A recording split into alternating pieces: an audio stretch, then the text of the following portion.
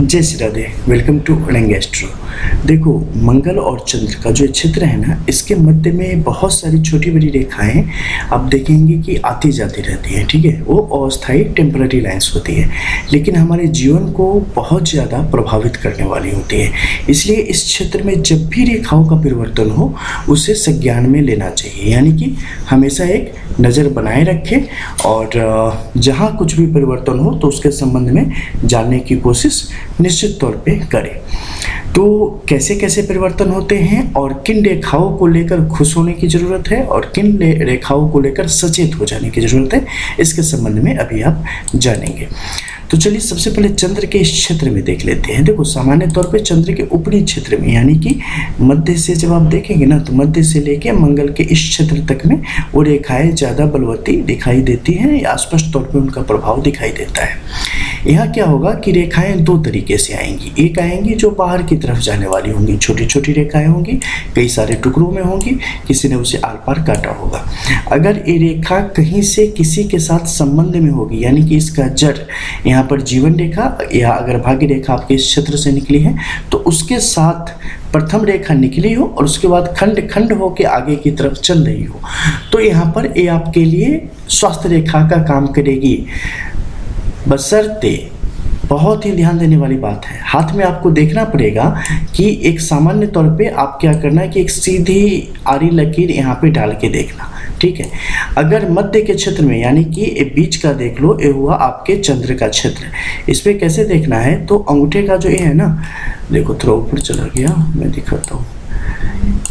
यहाँ से जो आप करोगे ना, यहाँ से, तो अंगूठे के जो किनारे का क्षेत्र है, तो इससे नीचे चंद्र का हो गया, इससे ऊपर ये आपके मंगल का क्षेत्र हो गया। और ये मंगल का कहाँ तक हुआ ये भी देख लो, थोड़ा और नीचे कर लेते हैं और देख लो। और यहाँ से जब करोगे तो ये जहाँ पे समाप्त होती है ना, ये बीच का मंगल का हो गया। ठीक है, अब आप अच्छे से समझ सकते हैं कि यहाँ पर ये मंगल का और नीचे आपके लिए चंद्र का क्षेत्र है।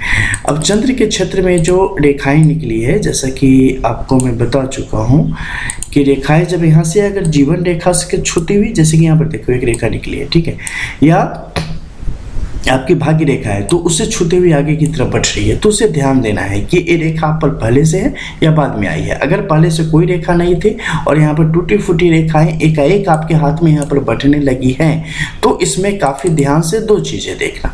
सबसे पहले जो रेखा यहाँ से निकली है वो ऊर्ध्वमुखी है, अर्धमुखी है, यानी कि उसका जहाँ से निकला है वो वाला पार्ट पतला सा है या ऊपर वाला पार्ट उसका पतला है। ठीक है, अगर ये नीचे से मोटी होकर निकली ऊपर पतली होती चली गई है, तो स्थिति अमूमन आपके लिए ठीक है। अब इसमें देखना कि रेखाएं जब टूटी हैं, तो टूटने के बाद चंद्र के क्षेत्र की तरफ से रेखाएं निकली है या राहु के क्षेत्र की तरफ से रेखाएं निकल के ऊपर की तरफ बढ़ रही है, ये बहुत मायने यहाँ पर रखता है। क्योंकि ये अगर यहाँ पर अधोमुखी होके जाएगा ऊपर की तरफ, तो ये आपके लिए विभिन्न प्रकार की चुनौतियों और समस्याओं को लेके आने का काम करेगा और काफ़ी मेहनत के बाद भी सफलता के चांसेस घट जाते हैं, बहुत कम हो जाएंगे। अगर दूसरी रेखाएं या पर्वत क्षेत्र सहयोग करेंगे तो सफलता मिल सकती है, लेकिन वो बहुत ही बिरले होता है। लेकिन अगर यही ऊपर की तरफ से जा रहा है, तो ये आपके लिए स्वास्थ्य संबंधी चुनौतियां, आर्थिक चुनौतियां, आपके कार्य क्षेत्र में चुनौतियों को, मुश्किलों को बढ़ाने का काम करेगा। लेकिन साथ ही चीज़ें चलती रहेंगी, देर सवेर चीज़ें होती रहेंगी, अच्छी होती रहेंगी। बस हेल्थ का थोड़ा सा ध्यान रखना है, पैसों का समायोजन सही तरीके से प्रबंधन करना है, इन चीज़ों पर फोकस करते हुए आगे बढ़ने में उचित रहेगा। लेकिन यहीं पर इस क्षेत्र में कई सारी, जैसे कि यहाँ पर देख लो, छोटा सा है लेकिन कई बार यहाँ पे स्टार का फॉर्मेशन हो जाता है। ठीक है, ऐसी रेखाओं की स्थिति इस क्षेत्र में बहुत बार आप देखेंगे बनते हुए।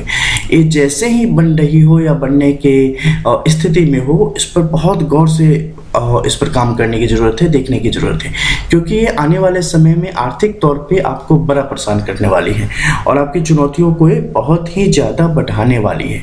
इसलिए जब भी ऐसी चीज़ें आए, अपने जीवन से लापरवाही को, आलस्य को बिल्कुल ख़त्म कर दे, बिल्कुल सावधान हो जाए और जहाँ कहीं भी कुछ गलतियाँ हो रही हो उससे सबक लेने की ज़रूरत होती है और बहुत ही ज़्यादा चौकन्ना हो जाने की ज़रूरत है। कहीं भी पैसे इन्वेस्ट ना करें गलत जगह पे, कहीं भी आलस्य के कारण, अपनी वाणी के कारण, अपने कार्यों के कारण अपने जीवन को दोजख में न डाले, यानी कि उससे ज़्यादा खराब करने की स्थिति में न पहुंचाए। ये सब आपके लिए यहाँ पर अत्यंत आवश्यक होता चला जाता है, क्योंकि आपका जीवन स्तर जितना ज़्यादा खराब होता चला जाएगा, ये उतना ज़्यादा आपके ऊपर प्रभावी होती चली जाएगी। अब इसके नीचे अगर आप देखेंगे तो पाएंगे कि यहाँ पर कई सारी रेखाएं हैं जो कि बाहर की तरफ लेते हुए चली जा रही हैं। अब चंद्र के क्षेत्र से इस प्रकार अगर रेखाएं बाहर की तरफ जाती हैं ना, तो इन रेखाओं पर भी गौर करने की आवश्यकता होगी। कब? जब ये रेखाएं एक दूसरे को काटती हुई आगे की तरफ बढ़ रही हो या कुछ सिंबल लेके आगे की तरफ बढ़ रही हो। क्योंकि अगर सिर्फ छोटी छोटी रेखाएं हैं तो ये आपके सामान्य जीवन की और मानसिक स्थिति को दिखाने का काम करेगी, जिस समय आप कुछ बेहतर सोच पाने की स्थिति में नहीं रहेंगे और अपने कार्य से कहीं कहीं संतुष्ट या असंतुष्ट जैसे भी रहेंगे, चलते रहेंगे। और ये आपको विभिन्न प्रकार के गले संबंधी समस्याओं को, मानसिक समस्याओं को, चुनौतियों को, इन सबको बढ़ाने का काम करेंगे, लेकिन अमूमन जीवन को रास्ते पर रखने का काम करती है। लेकिन इसका बल नहीं मिल पाता है, और पूरा बल न मिल पाने के कारण क्या होता है कि जो सफलता की एक चाह होती है, जो एक प्यास होती है, जो एक इच्छा होती है, वो हमेशा आपकी उसी प्रकार से बनी हुई रहती है।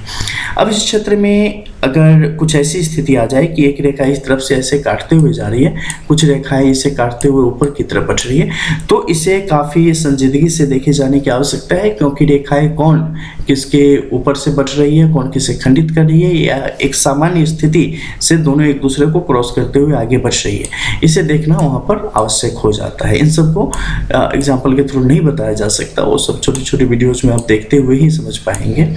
ठीक है। इसके अलावा मंगल के इस क्षेत्र में रेखाओं की स्थिति कैसी है? क्या ऊपर से कुछ नीचे की तरफ आ रही है? जब भी ऐसी स्थिति आएगी, क्लेश को बढ़ाने का काम करेगी, चुनौतियों को बढ़ाने का काम करेगी, रक्त संबंधी समस्याओं को बढ़ाने का काम करेगी, लीगल इश्यूज को बढ़ाने का काम करेगी। अगर यहाँ पर सीधी रेखा कोई निकली और ऊपर की तरफ चलती चली गई है, सारी मुश्किलों को खत्म कर देगी। चाहे कितने भी परेशानियां आए जीवन में, उन सब को काटते हुए आप जीवन को आगे की तरफ बढ़ाते हुए चलते चले जाएंगे, और जीवन आपकी सही तरीके से आपको बहुत कुछ लाके देने का काम यहाँ पर करेगी। मंगल के क्षेत्र में अगर मस्तिष्क रेखा दो भागों में विभक्त हो जाए तो ये भ्रम की स्थिति को पैदा कर देता है, सब्र को काफी कम कर देता है, व्यक्ति पेशेंस से यहाँ पर काम नहीं लेता और हमेशा खुद को उलझा हुआ महसूस करता है, और इस उलझन के कारण जीवन में कई सारी चुनौतियां उनके ऊपर हावी होती हुई चली जाती है। शक की स्थिति को भी बढ़ा देता है अगर मध्य में यव रेखा की स्थिति कहीं भी आ जाए, यानी दो रेखा बीच में अलग होकर और फिर आपस में जुड़ जाए, तो ऐसे में शक्की व्यक्ति काफी ज्यादा होता चला जाता है।